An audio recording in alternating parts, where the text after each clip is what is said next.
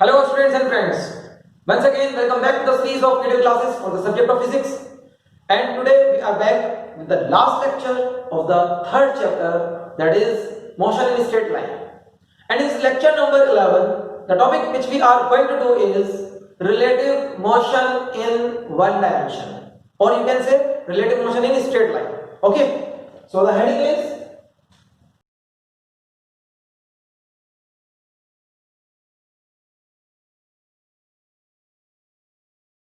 relative motion in straight line. Okay. So relative motion के concept को समझने के लिए मैं आपको एक एग्जांपल देता हूं. उस एग्जांपल से आपको समझ में आएगा कि what is relative motion.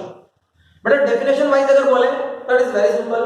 The motion of an object with respect to another object is known as relative motion between the two objects. For example, suppose we are having two cars. Car A and car B.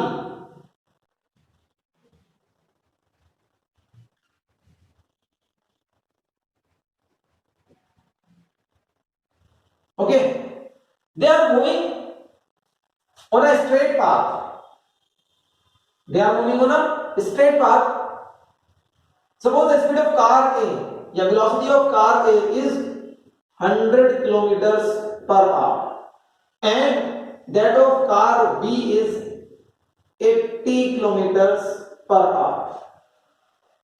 They are moving along the same direction and on the straight path, because we are studying relative motion in straight line only.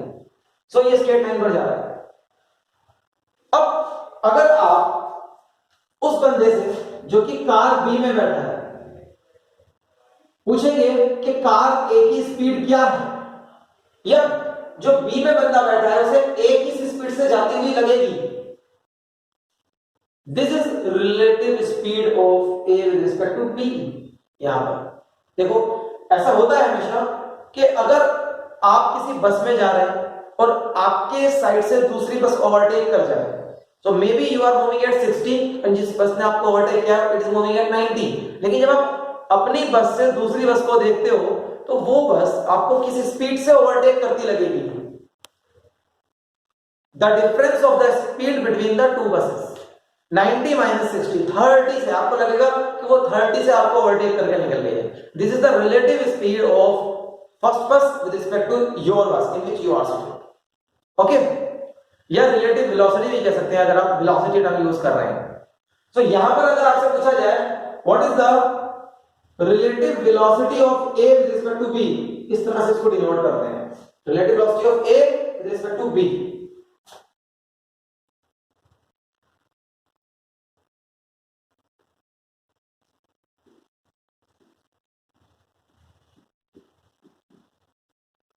Okay, so V A with respect to B, the formula becomes A minus B. आप example देखो, ये 100 से जा रहा है, 80 तो इसके पास भी है ना अभी, सो इसको ये किस स्पीड से जाता लगेगा, 100 माइनस 80 20 से, इसको लगेगा कि 20 से आगे निकल गया. This is the relative velocity. This is relative velocity.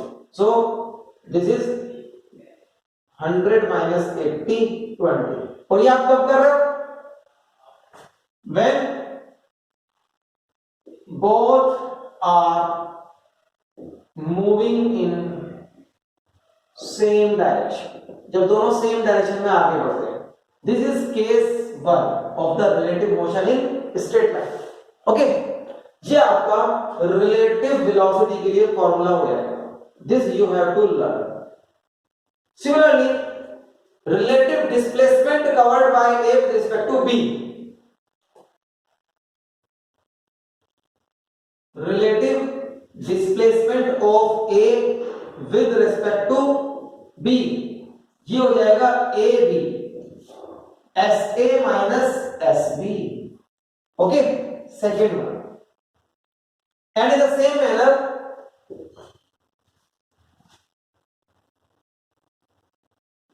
Relative acceleration अगर कोई है of A with respect to B, So acceleration of A with respect to B is equals to A of A minus A of B. ये acceleration के लिए हो जाएगा. Okay, so velocity के लिए भी हो गया, डिस्प्लेसमेंट के लिए भी हो गया, एक्सेलरेशन के लिए भी हो गया. टाइम कोई रिलेटिव नहीं होता, टाइम को आप रिलेटिवली कैलकुलेट नहीं करेंगे यहां. ओके, सो ये फॉर्मूले आपको कब याद करने हैं? जब they both are moving along the same direction on the straight path. याद रखिएगा, the condition is path straight line and they both are moving along the same direction. ये फॉर्मूले आपको याद रखने हैं. सो आप अगर इक्वेशंस ऑफ मोशन यूज कर रहे हैं, equations of motion, v is equals to u plus at. so relative velocity of a with respect to b final हो सकती है, ये इनिशियल वाली हो सकती है, ये एक्सेलरेशन हो सकता है a with respect to b. तो equations of motion can be used for relative motion as well. they can be used for relative motion as well provided this a is constant. ये a constant होना चाहिए, a of a with respect to b. okay, in the same manner you can use the second equation of motion. S is equals to ut plus half a t square. u initial velocity of a with respect to b, acceleration of a with respect to b, और ये आ जाएगा displacement of a with respect to b कि a ने b के respect में t time में कितना displacement cover किया. फॉर एग्जांपल ये वाली कार t टाइम में यहां से यहां तक पहुंच जाती है और ये वाली कार इतने ही टाइम में यहां तक पहुंची है. now the relative displacement of a with respect to b, देखो टोटल डिस्प्लेसमेंट ऑफ a तो इतना है बट रिलेटिव डिस्प्लेसमेंट कितना है वो ये है. This is s a with respect to b. ये है, ये आप कैलकुलेट कर रहे हैं इस इक्वेशन से.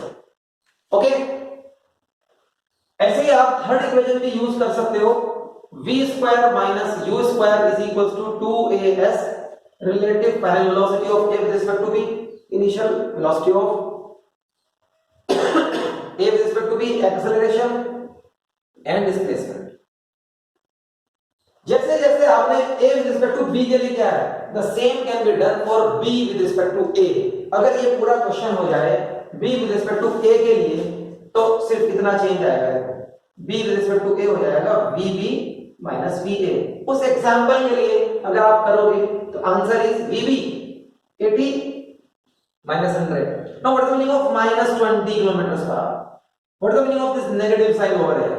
relative velocity of b with respect to a में जो बंदा बैठा है उसको b 20 किलोमीटर पर आवर से पीछे जाता हुआ नजर आएगा. ये तो आगे निकल जाएगा ना, अगर ये आगे जा रहा है तो इसको ये कैसा लगेगा, इसे पीछे जा रहा है. And this we all observe while moving in buses और ट्रेन्स. जब हम किसी ट्रेन में आगे बढ़ रहे होते हैं तो साइड में जो पोल्स होते हैं, ट्रीज होते हैं, उन्हें हम कैसे ऑब्जर्व करते हैं, हमें लगता है कि वो पीछे जा रहे हैं. सो इन द सेम मैनर इस ए वाले ऑब्जर्वर को कार बी पीछे जाती लगेगी -20 से. पीछे का मतलब है यहां पर negative. Negative means moving in the opposite direction, seems to be moving in the opposite direction. Okay, so जैसे जैसे आपने A with respect to B के लिए सब कुछ करा है, वैसे ही ये सारा कुछ बी विद रिस्पेक्ट टू ए के लिए भी सिमिलर फैशन में सिमिलरली हो जाएगा. Okay,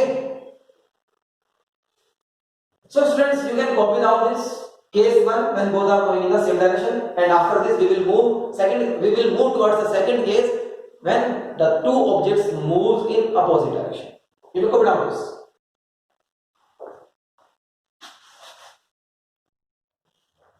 And now we move towards the second case when the two objects are going in opposite direction. Car A इधर जाएगी, कार बी इधर जाएगी. ओके, आमने सामने से जो ऑब्जेक्ट्स आते हैं, आमने सामने से जो व्हीकल्स आते हैं, उनके लिए आपको करना होगा रिलेटिव मोशन में second case.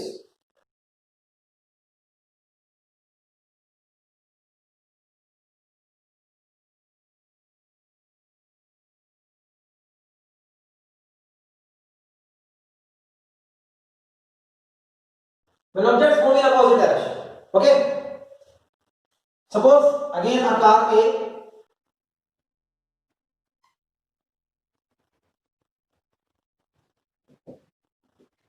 is moving with velocity of 100 km per hour.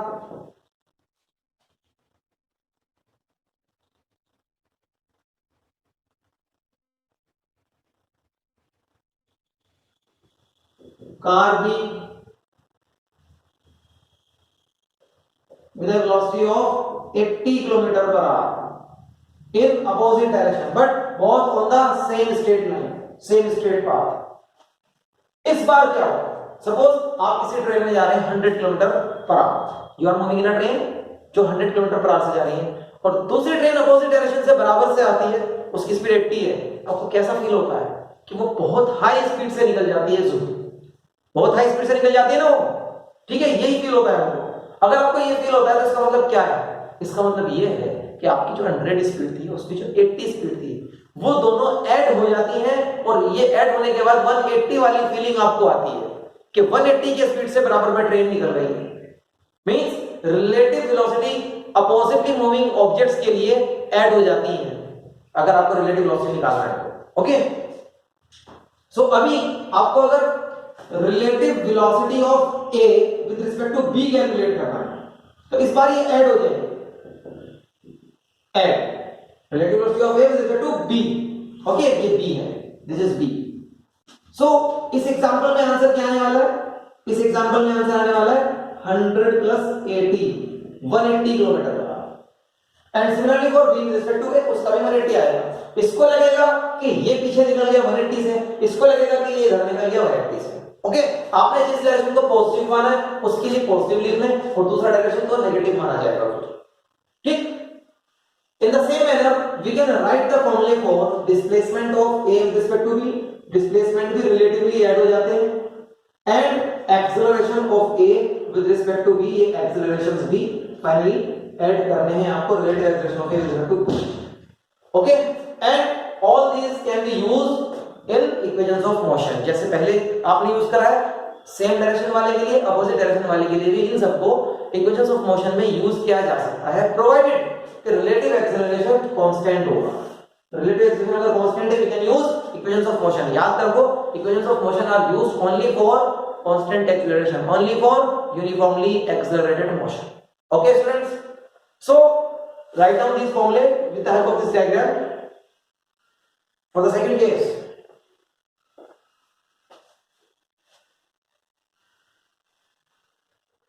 Now students, to understand the concept of this relative motion on straight line, we will practice some questions over here.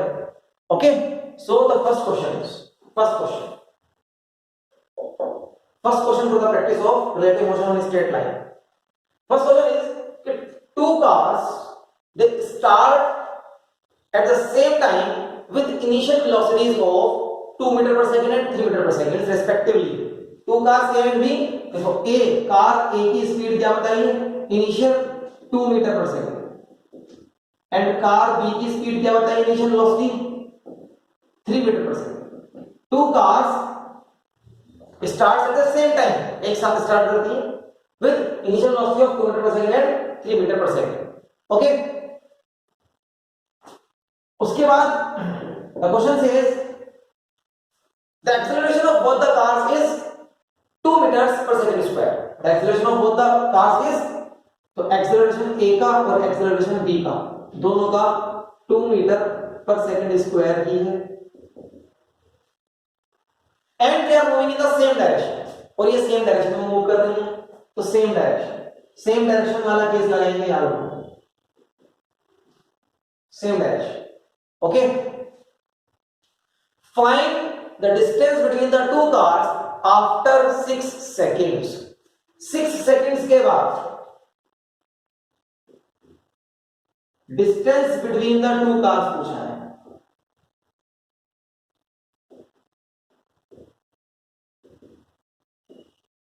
So we are having two cars, A जो कि speed 2 metre per second से start करती है और उसी time पर B start करती है 3 मीटर पर सेकंड से, दोनों का एक्सेलरेशन सेम है।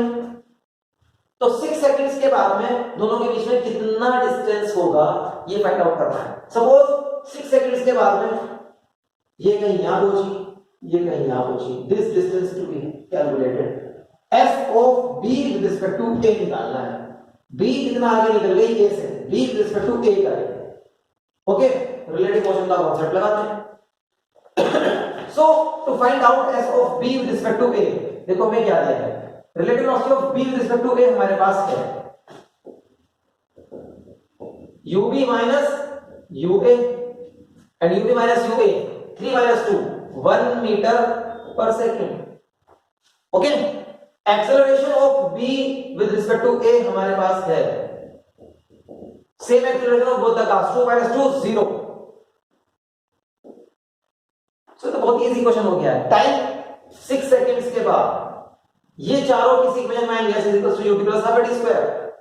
लगा दो, s is equals to u p plus half a t square. s to be calculated u 1 times 6 plus half a 0 t square. ये तो पूरा 0 हो गया ना, इसे मैंने t की वैल्यू नहीं ली.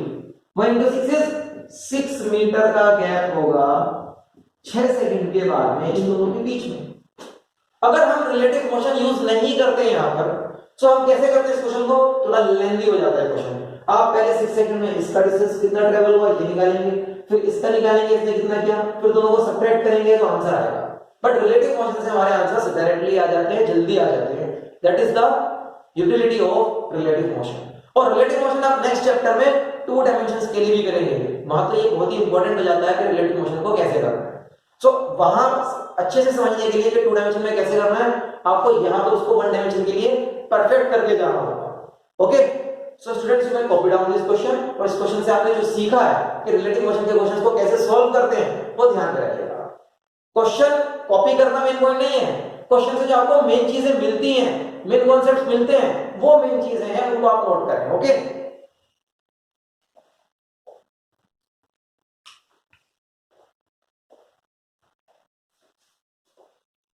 now we are going to do one more question to understand this concept of relative motion in one dimension. Next question में क्या है? Next question says that two objects p and q, they start at the same time with the same initial velocity. They start at the same time with the same initial velocity. So same initial velocity है a की p और q. Objects p and object q. Object p की जो velocity है u है, तो q की भी वही है, सेम वैल्यू नहीं दी लेकिन सेम है. And they start the same time, start at same time, एक साथ स्टार्ट करते हैं. ओके, देन इट सेज कि object p moves with uniform acceleration of a. So इसका एक्सेलरेशन a है and object q moves uniformly. Object q के लिए क्या कर रहा है, इट मूव्स यूनिफॉर्मली. तो यूनिफॉर्म मोशन का एक्सेलरेशन क्या होता है, 0. ओके, 0 होता है. ठीक. Then the question says if after a time of 4 seconds, time जैसे जैसे डाटा आता है उसको कॉपी करते रहते हैं, time of 4 seconds, the distance between the two objects is 10 meters. The distance between the two objects is 10 meters. So it is actually relative displacement of, देखो relative displacement of p with respect to q या q with respect to p. ये हमें decide करना है. This we have to decide कि p with respect to q दिया होगा या q with respect to p दिया होगा. अब देखो दोनों एक सी स्पीड से एक ही टाइम पर स्टार्ट करते हैं, लेकिन इसके पास एक्सेलरेशन है और इसके पास एक्सेलरेशन नहीं है, तो आगे कौन निकल जाएगा, आगे p निकल जाएगा. So the relative distance between them after a time of 4 seconds is 10 meters. This is relative displacement of p with respect to q. And they are moving in the same direction. ये भी question ने दे दिया है. They are moving along same direction. Then find acceleration of object p. ये a निकालना है, इसका मतलब a निकालना है. Then find acceleration of object p. Okay? कैसे करेंगे इसको, देखो p मूव कर रहा है, q मूव कर रहा है, up और uq दोनों सेम है. इसके पास लेकिन एक्सेलरेशन है तो ये आगे निकल जाएगा, ये थोड़ा पीछे रह जाएगा. ये डिस्टेंस बता दिया है, ये कितना है, ये 10 मीटर है. This is s of p with respect to q. और कितने टाइम में लगता है, 4 सेकंड्स में लगता है. स्टार्ट करते हैं. देखो रिलेटिव डिस्प्लेसमेंट तो गिवन है 10, टाइम गिवन है 4 सेकंड्स. अब देखो relative velocity of p with respect to q, UP minus UQ दोनों की सेम 0। तीन चीज आ गई। चौथी चीज acceleration of p with respect to q, a minus 0, a minus 0, this is a। ये चारों चीजें किस इक्वेशन में आएंगी? सेकंड इक्वेशन ऑफ मोशन में आएंगी। अप्लाई कर देते हैं second equation of motion. s is equals to u t plus half a t square. Now u p q is 0, तो ये तो पूरा 0 हो गया। s p q इज 10, इसको 10 लगाएंगे, plus half a p q is a लगाएंगे, t is how much? 4 का square 16, 2 1s are 2 8s are 8a is equals to 10, so a is equals to 10 by 8 is equals to 1.25 meter per second square is the answer for acceleration of object p. That is how we can solve the questions based on relative motion. अगर आपको relative motion का question करना है तो ऐसे ही होगा। अगर आप इस क्वेश्चन को relative motion के कॉन्सेप्ट से नहीं करेंगे तो it will become very difficult to solve such questions. Okay students, so ये मैंने आपको दो क्वेश्चंस प्रैक्टिस के लिए दिए so that you can solve the questions on relative motion of your books या of your assignments जो भी आपको स्कूल से मिल रहे हैं। वैसे we are going to have another session, a conceptual and numerical session based upon the relative motion in one dimension. हम इसके ऊपर एक पूरा सेशन भी करेंगे। Okay, so please copy down this question also.